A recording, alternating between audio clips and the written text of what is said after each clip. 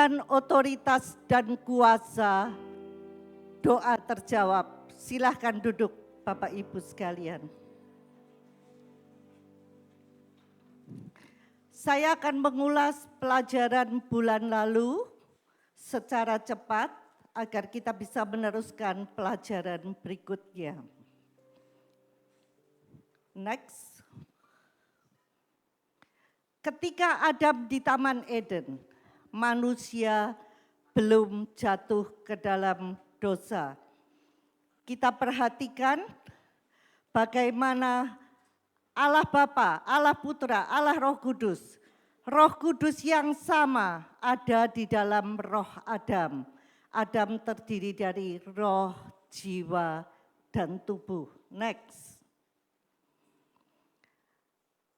Adam diselimuti sinar kemuliaan. Sama seperti Allah diselimuti oleh sinar kemuliaan.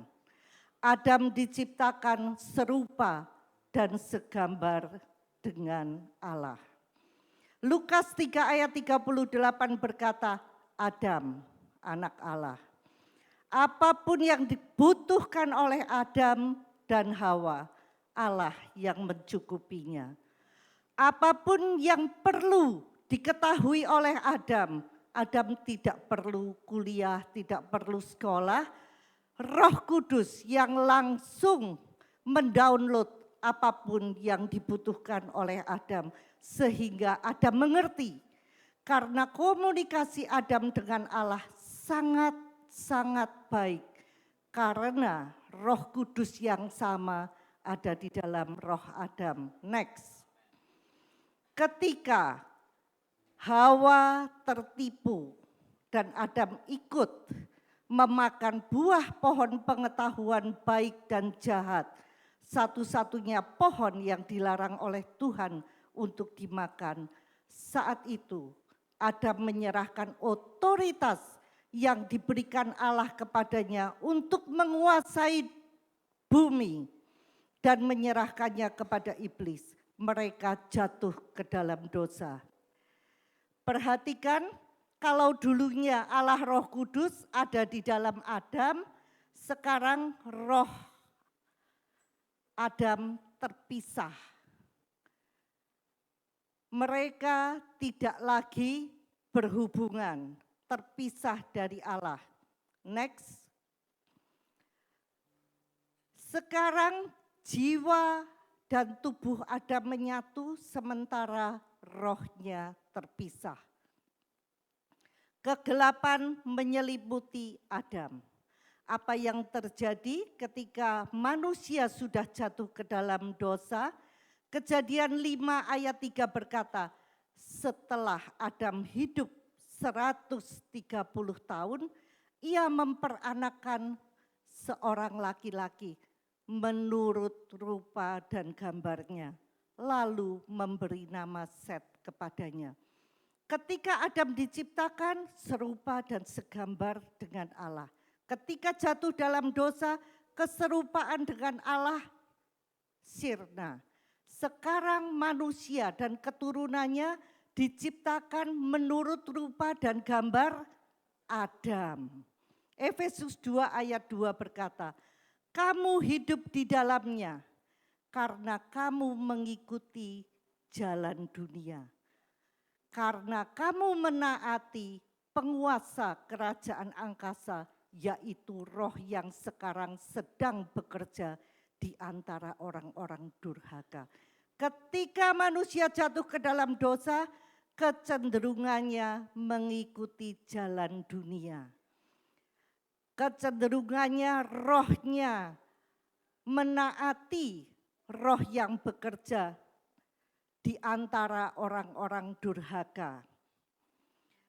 Efesus 4 ayat 18 berkata, pengertiannya gelap, jauh dari persekutuan dengan Allah karena kebodohan yang ada di dalam mereka dan karena kedegilan hati mereka. Next.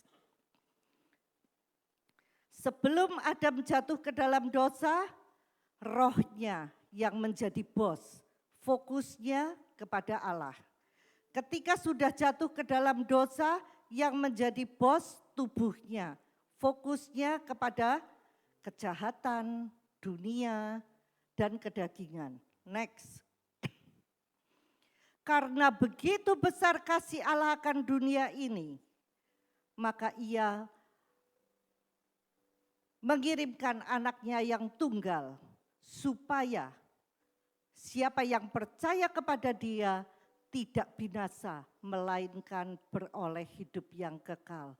Allah mengirimkan Yesus untuk menebus dosa seluruh isi dunia, dosa kita semua. Ketika Yesus mati di kayu salib, Yesus berteriak, "It is finished."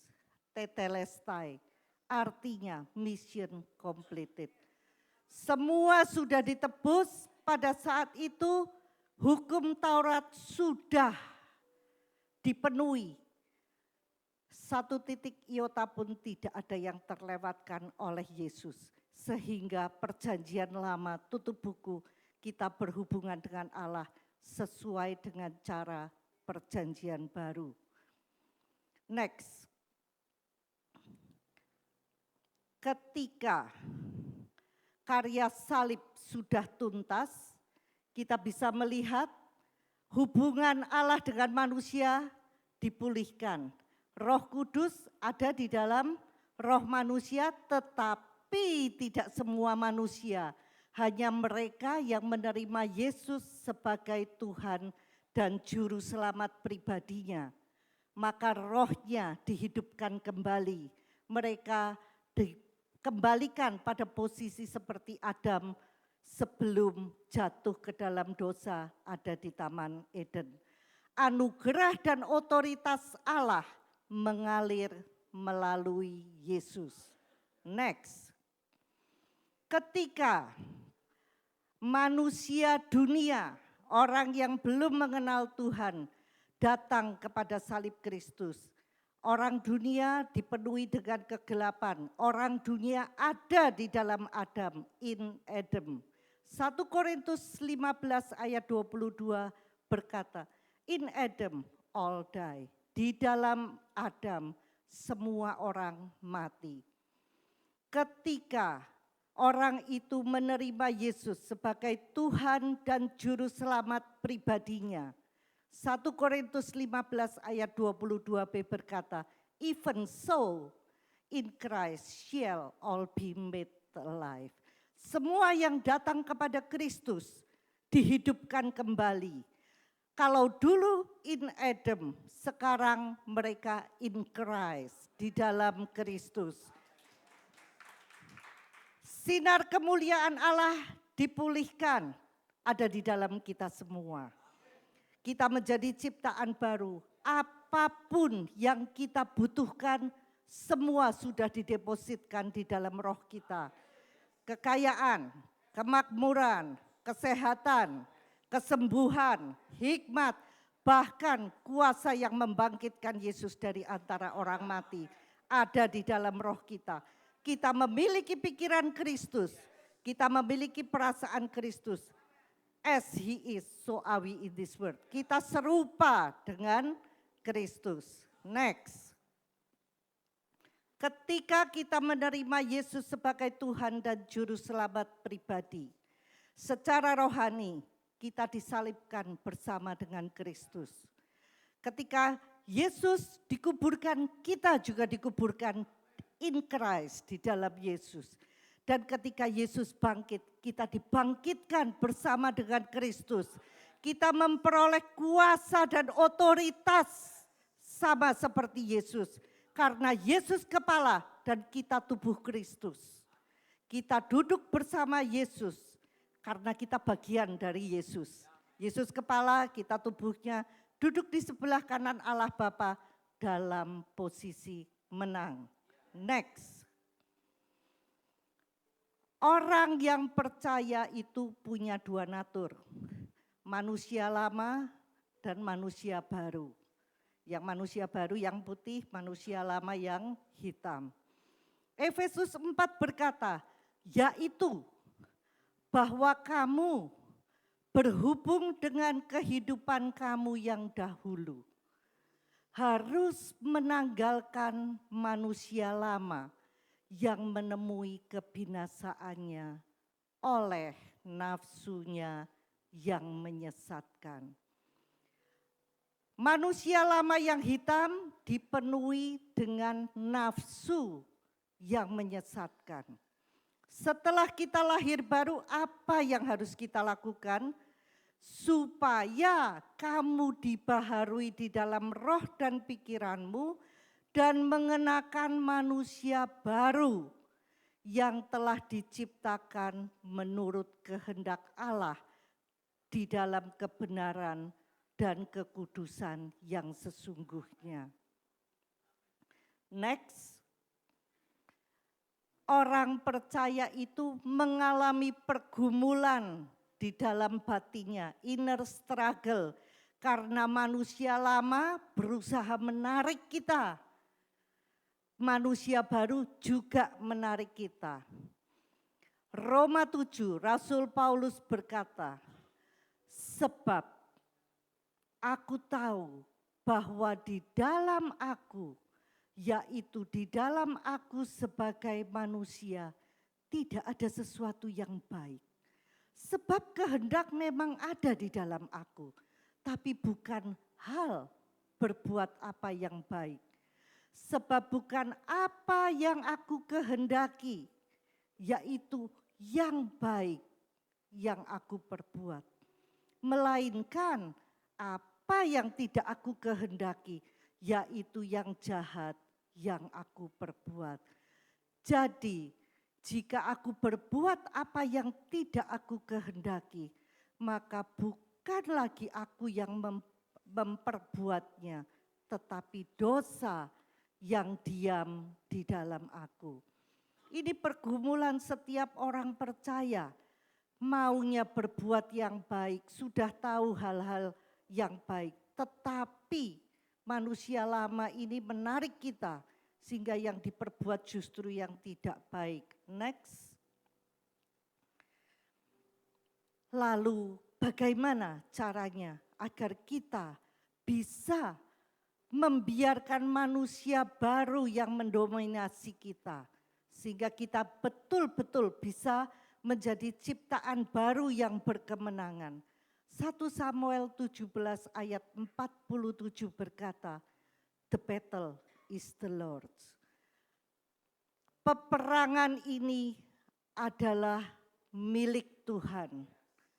2 Korintus 3 ayat 5b berkata, kesanggupan kami adalah pekerjaan Allah.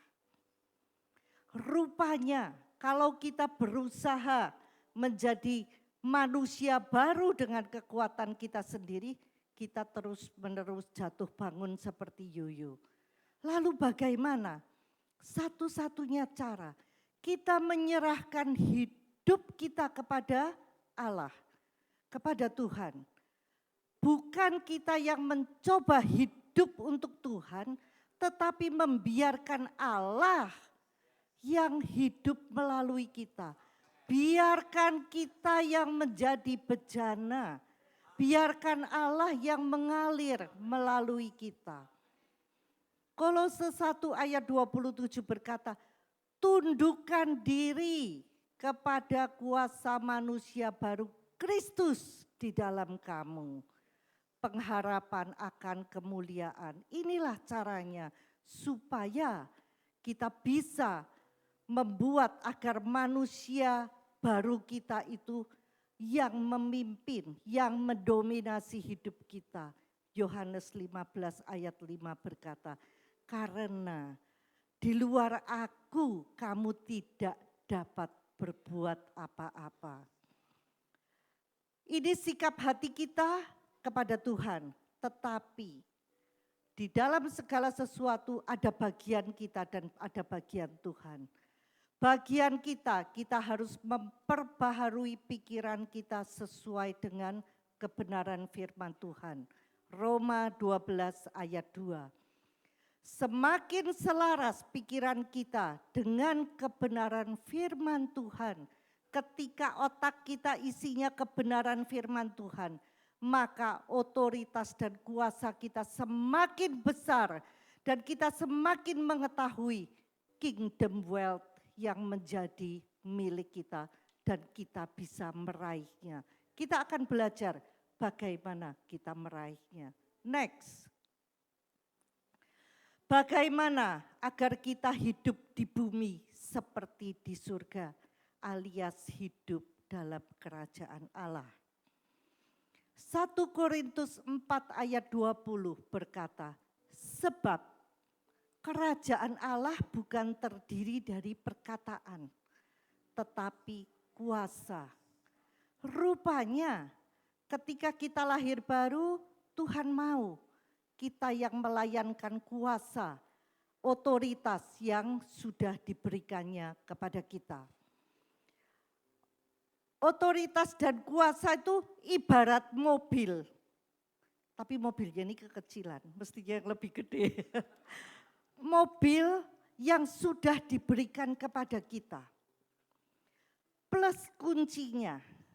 Kalau mobil dan kuncinya ada di tangan kita, mestinya kita tidak berdoa lagi, Tuhan berkati aku. Tuhan tolong sembuhkan aku. Tuhan bilang, kan mobilnya sama kuncinya sudah ada di tangan kamu. Ya kamu yang harus menjalankannya. Manual booknya ada di dalam firman Tuhan. Kalau enggak tahu cara menjalankan ini, baca manual booknya. Cara menjalankannya semua ada di sini. Kita yang harus belajar, itu bagian kita. Kuasa dan otoritas sudah ada di tangan kita.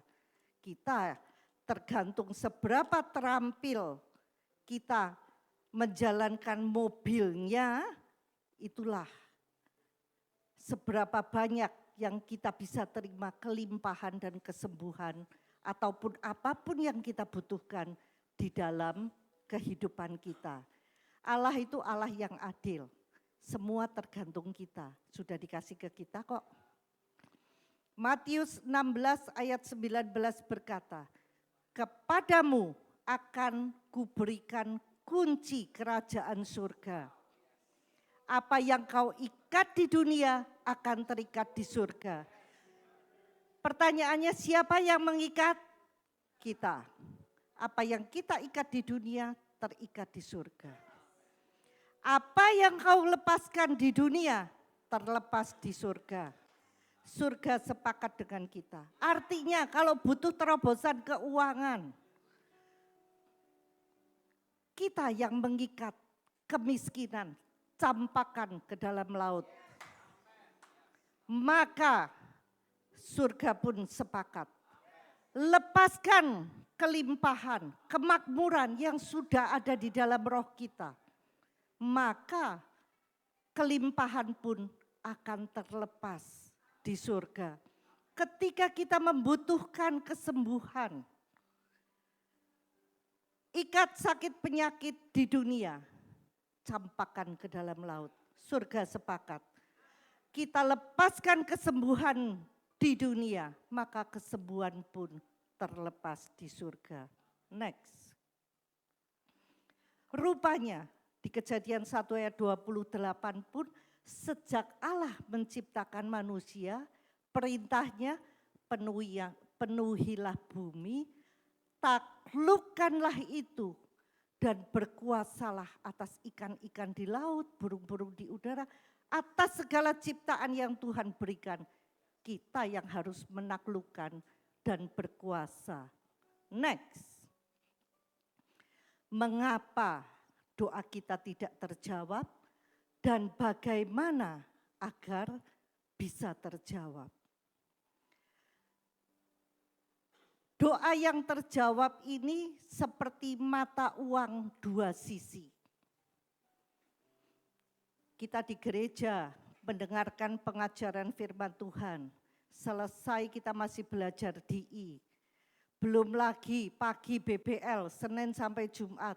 Ada renungan satu perikop, belajar firman lagi. Habis itu ada pelajaran 15 menit, DI lagi. Kebenaran firman Tuhan lagi. belum lagi kita masih saat teduh dan lain-lain. Knowledge kita amat sangat cukup. Tetapi ibarat orang yang mau belajar berenang. Mungkin secara teori berenang kita dapat 100. Tetapi ketika kita pertama kali masuk ke dalam kolam yang dalam, belum pernah masuk kolam renang. Meskipun nilai teorinya 100 bisa jadi ketika kita masuk pertama kali gelagapan pakai minum air, betul? Why? Karena kita tidak punya skill, keterampilan. Doa yang terjawab itu ada dua sisi mata uang. Kita butuh knowledge, kita juga butuh skill. Dan skill itu tidak bisa diperoleh kalau kita tidak pernah praktek, tidak pernah latihan, tidak konsisten. Next. Knowledge is power. Pengetahuan itu sebuah kekuatan. Tetapi pengetahuan saja tidak cukup. Kita butuh understanding. Apa itu understanding? Kita memahami prinsip, penerapan, pilihan-pilihan yang ada, paham sebab dan akibatnya. Contoh yang mudah. Anak sekolah minggu hafal kisah Daud mengalahkan Goliat. Kita pun tahu. Kalau kita disuruh menceritakan, lancar kita akan menceritakan. Itu knowledge. Understanding, apakah kita tahu prinsip apa yang ada di dalam kisah Daud mengalahkan Goliat? Apakah kita tahu pola Tuhan di dalam kisah ini? Karena kalau Tuhan sudah melakukannya dulu dengan pola itu, dia akan melakukannya sekarang. Kesaksian seseorang adalah nubuatan bagi kita bahwa Tuhan mau melakukannya lagi untuk kita. Ketika kita memiliki understanding kisah Daud dan Goliat, kita tahu ketika Daud mengalahkan Goliat itu bukan pertama kalinya Daud menggunakan batu dan umban. Rupanya ketika Daud menjaga domba milik ayahnya yang cuma 2-3 ekor, Daud sambil melatih keterampilannya menggunakan batu dan umban. Sehingga Daud itu terkenal sedemikian terampil kalau dia menggunakan batu dan umban tidak akan meleset. Tepat orang Jawa bilang titis pasti kena sasaran karena latihan. Rupanya ketika Daud menjaga domba yang cuma 2-3 ekor itu menurut orang biasa sedikit, saat ada singa atau beruang mencoba memangsa dombanya, apa yang dilakukan Daud? Dia rela bertarung untuk melawan singa dan beruang. Dan Daud punya pengalaman, Tuhan menyertai Daud sehingga singa dan beruang kalah. Dan ini tidak terjadi hanya sekali, Daud terlatih seperti itu. Daud setia dalam perkara yang kecil, meskipun dombanya cuma 2-3 ekor, dia jagain dengan sepenuh hati. Sehingga ia dipercaya dalam hal besar. Banyak lagi yang lain. Sehingga ketika dia melihat Goliat, Daud tahu, kalau Tuhan menyertai aku saat melawan singa dan beruang, Tuhan juga akan menyertai aku saat aku melawan Goliat. Kalau aku dengan batu dan umban tidak pernah meleset, saya tahu kalau saya menggunakan batu dan umban melawan Goliat pun tidak akan meleset. Karena Daud terampil. Terampil karena pengalaman, karena latihan. Tidak ada ya orang yang sekali langsung terampil, tidak ada. Kita memiliki knowledge, kita memiliki understanding, kita juga perlu punya wisdom. Apa wisdom? ability to discern. Kemampuan untuk membedakan. Ketika Yesus menyembuhkan ibu mertua Petrus yang sakit demam, ada di Lukas 4 ayat 39, apa yang Yesus lakukan? Yesus menghardik demam itu dan demam itu pergi. Sebaliknya ketika Yesus menyembuhkan orang kusta di Markus 1 ayat 41, apa yang Yesus lakukan? Dia menjamah orang kusta itu. Mengapa berbeda? Karena ibu mertua Petrus demam karena roh jahat. Sebaliknya orang kusta itu sakit karena penyakit natural. Sehingga Yesus cukup menjamahnya. Dari mana Yesus tahu? Karena dia memiliki wisdom, hikmat dari Roh Kudus.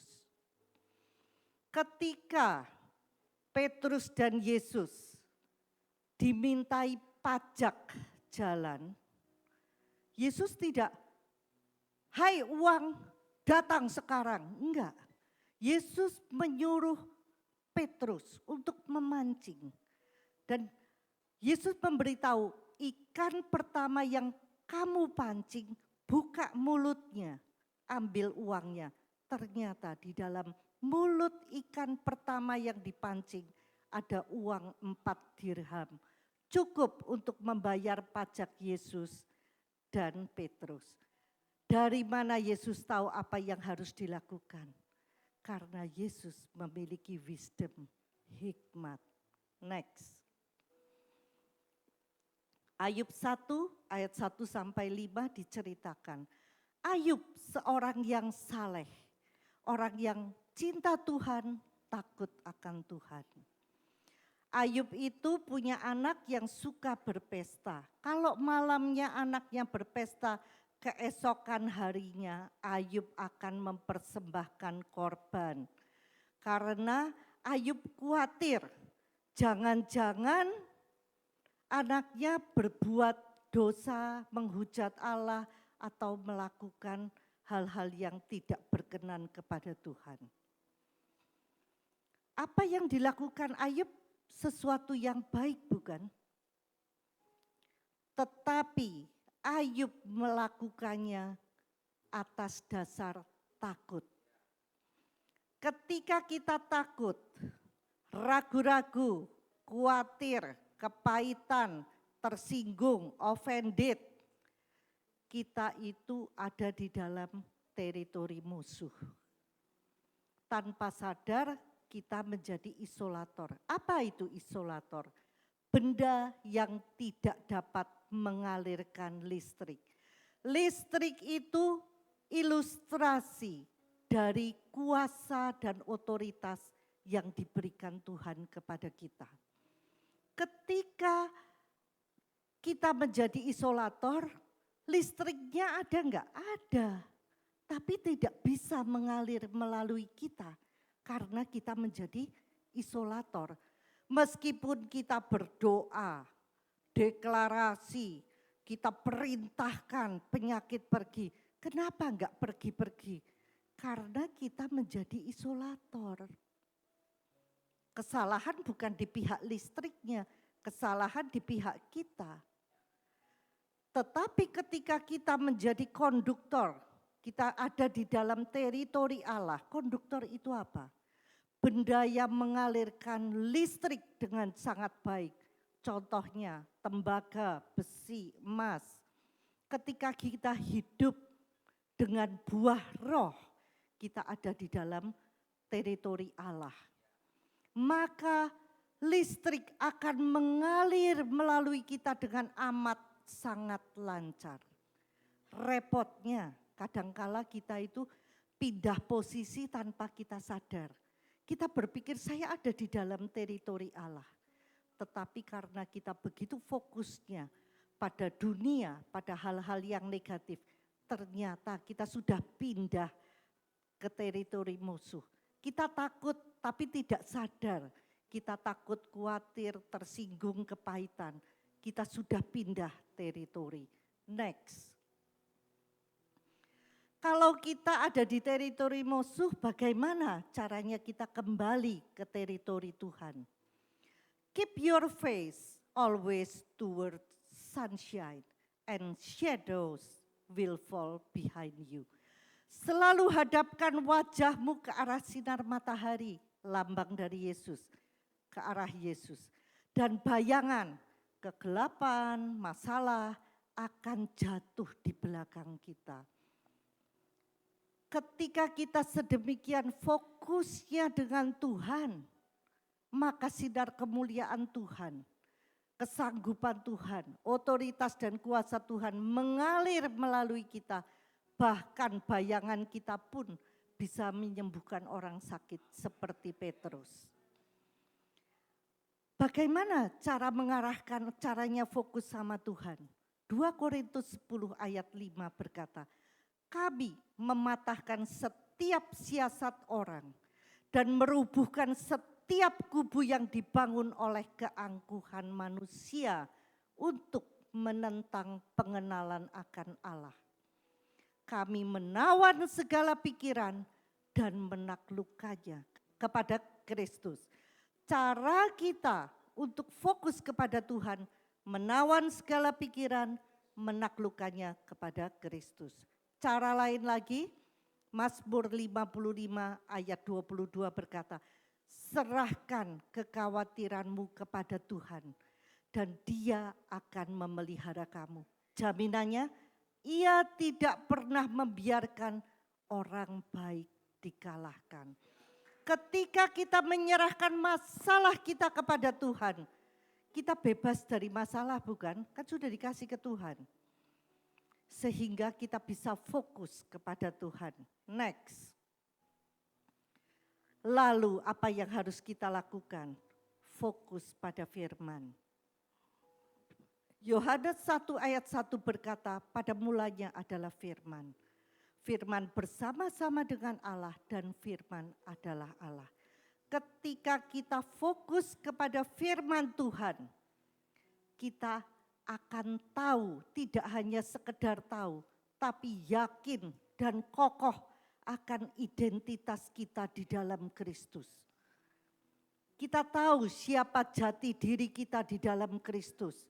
Kita tahu perlengkapan senjata Allah apa saja yang kita punya dan bagaimana menggunakannya. Dan kita sadar otoritas dan kuasa yang kita miliki dan bagaimana menggunakannya. Why? Karena ada Roh Kudus yang memberikan pewahyuan, yang memimpin orang percaya. Itulah sebabnya orang yang tidak lahir baru tidak bisa mengalami hal ini.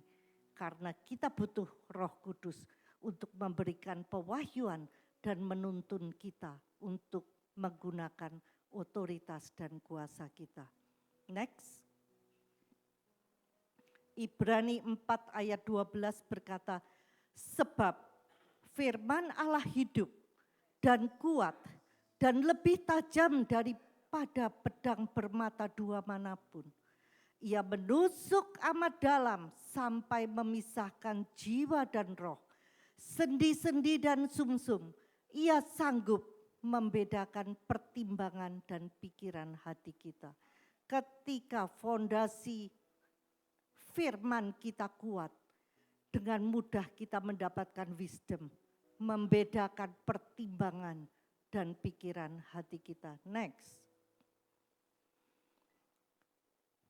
Ibrani 11 ayat 1 berkata, iman adalah dasar dari segala sesuatu yang kita harapkan dan bukti dari segala sesuatu yang tidak kita lihat.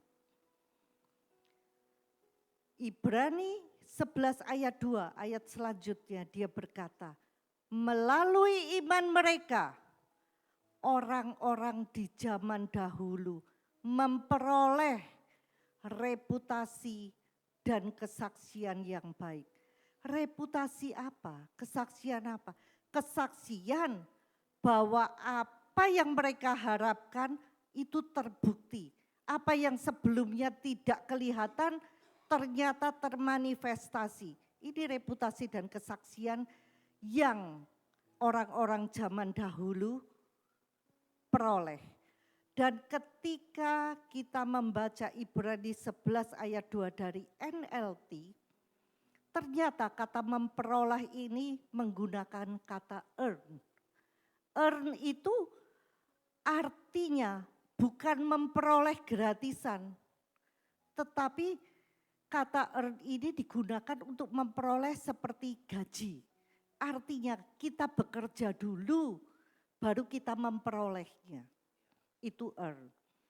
Artinya meskipun mereka beriman, melalui iman mereka, orang-orang di zaman dahulu memperoleh dengan tindakan iman, reputasi dan kesaksian yang baik.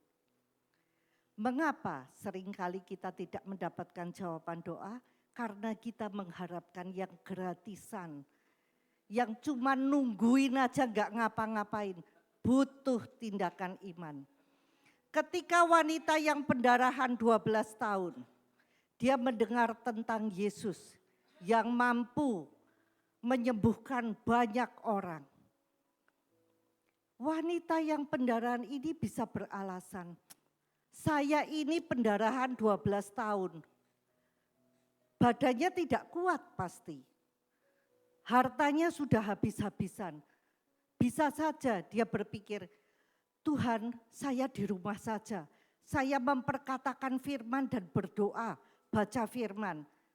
Tapi saya di rumah saja enggak ngapa-ngapain. Kan saya lemas, saya tidak bertenaga untuk itu. Tetapi wanita itu tidak demikian. Roh Kudus memberikan hikmat kepadanya. Dia harus keluar untuk menemui Yesus. Dan dia juga berpikir, kalau saya harus berdesak-desakan dengan orang-orang yang mengerumuni Yesus dan kebanyakan pria, sebelum sampai kepada Yesus sudah terpental duluan. Lalu dia mulai memikirkan strategi dengan ide dari Roh Kudus. Kalau saya berdiri, berjalan, berdesak-desakan saya tidak mampu. Tapi kalau saya merangkak, menyeruak di antara kaki banyak orang, saya bisa. Kemudian timbul ide, kalau saja kujamah jumbai jubah Yesus, aku akan sembuh. Karena dia tahu, kalau dia harus menjamah Yesus dengan berdesak-desakan enggak bisa. Itu yang dari mana wanita ini mendapat ide itu? Karena dia berdoa, dia baca firman, dia mendapatkan ide dari Roh Kudus. Dan apa yang terjadi? Terjadilah sesuai firman imanmu. Maka wanita ini sembuh. Kita perlu berdoa, kita perlu menggali firman, merenungkannya siang dan malam. Agar kita mengerti, kita memiliki knowledge, kita memiliki understanding, kita juga memiliki wisdom. Kita harus berdoa berbahasa lidah terus menerus. Why? Ketika kita terus menerus berdoa berbahasa lidah, manusia roh kita menjadi peka dan tajam. Sehingga kita bisa mengerti apa yang Tuhan kehendaki, jalan-jalan mana yang harus ditempuhnya. Ketika ketiga kombinasi ini kita lakukan dengan sungguh-sungguh, kita akan mendapatkan kunci bagi permasalahan kita, kunci solusi. Kadangkala kuncinya bukan cuma satu, tetapi kuncinya bisa kombinasi dari beberapa kunci. Karena itu kita harus terus-menerus membangun hubungan dengan Tuhan secara intim. Bukannya dapat satu kunci lalu dikerjakan sendiri, tidak demikian. Contohnya Elia. Ketika Elia menubuatkan, kekeringan terjadi selama 3,5 tahun. Pada saat itu ketika Elia berdoa, dia mendapatkan hikmat dari Roh Kudus. Dia harus pergi ke Sungai Kerit. Di sana gagak akan memberi dia makan pagi dan petang. Elia perlu tepat perginya ke Sungai Kerit, bukan ke Sungai Bengawan Solo. Tidak ada roti dan gagak di sana.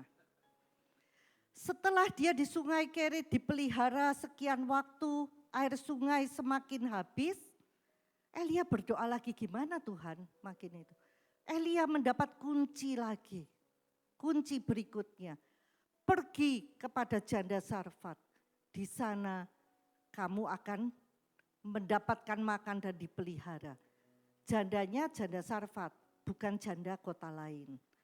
Nah, ini semua karena hubungan yang dekat dengan Tuhan, kombinasi ketiganya sehingga kita bisa mengerti hal itu. Dominion under the authority of God. Berkuasa di bawah otoritas Tuhan. Next. Markus 11 ayat 24 berkata, karena itu aku berkata kepadamu, apa saja yang kamu minta dan doakan, percayalah bahwa kamu telah menerimanya, maka hal itu akan diberikan kepadamu. Hal itu akan diberikan kepadamu artinya apa? Doa terjawab, manifestasi terjadi. Kuncinya percaya telah menerima. Banyak orang yang tidak menerima dulu tapi kepengen manifestasi. Itulah sebabnya kita tidak memperoleh apa-apa. Lagu ini nanti akan kita nyanyikan. So whatever you need, apapun yang kamu butuhkan. Reach out and receive, raih dan terimalah. And say it is mine, dan katakan ini milikku. I take it now, aku mengambilnya sekarang. Segala sesuatu sudah didepositkan di dalam roh kita. Apakah kita sudah meraih dan menerima dan klaim ini punyaku, ini hakku, aku mengambilnya sekarang. Kalau Bu Heni di samping saya lihat dompetnya, dompet Bu Heni ada duit 100 ribuan 10 cetiau. Tapi itu kan duitnya Bu Heni. Kalau saya tidak menerima, itu bukan milik saya. Kalau saya ngambil, saya bisa dilaporin ke polisi. Karena itu, supaya doa terjawab, semua sudah ada di dalam roh kita. Terima, raih, klaim, ini milikku.